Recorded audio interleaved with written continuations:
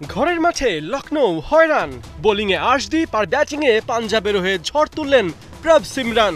সাথে শ্রেয়াস আইয়ারের ক্যাপ্টেন স্নক আর নেহালের ঝড়ো 40। প্রীতি জিন্তার পাঞ্জাবের মুখে এনে দিয়েছে জয়ের হাসি। এদিন ঘরের মাঠে লখনৌর শুরুটা ছিল চ্যালেঞ্জিং। টস হেরে ঋষভ পান্থ পেলেন ব্যাটিং। অন্যদিকে বল হাতে প্রথম ওভারেই পাঞ্জাবের হয়ে আর্শদীপের অ্যাকশন। রানের খাতা খোলার আগেই মিচেল মার্শকে ফেরান প্যাভিলিয়ন। একের পর এক বাউন্ডারিতে কিছুটা ঝড় তুলেছিলেন এইডেন মার্করাম, কিন্তু সেটা বাড়ার আগেই ফার্গুসন তাকে থামান। 18 বলে 28 রানে আউট এই প্রোটিয়া। হতাশ করেন ক্যাপ্টেন হিমসেলফ, ঋষভ পান্থকে 2 রানে ফেরান গ্লেন ম্যাক্সওয়েল।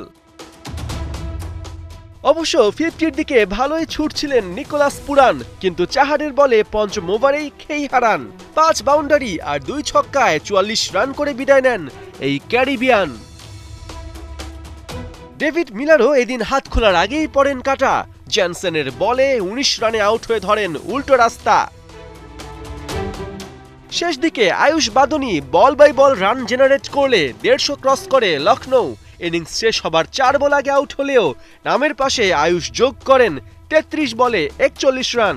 নির্ধারিত ওভার শেষে লখনৌর টোটাল দাঁড়ায় 7 উইকেটে 171। টার্গেট চেস করতে নেমে পাঞ্জাবের হয়ে ভালোই শুরু করেছিলেন প্রভ সিমরান সিং ও প্রিয়ান সারিয়া। 17 বলেই বোর্ডে 26 রান করেন জমা।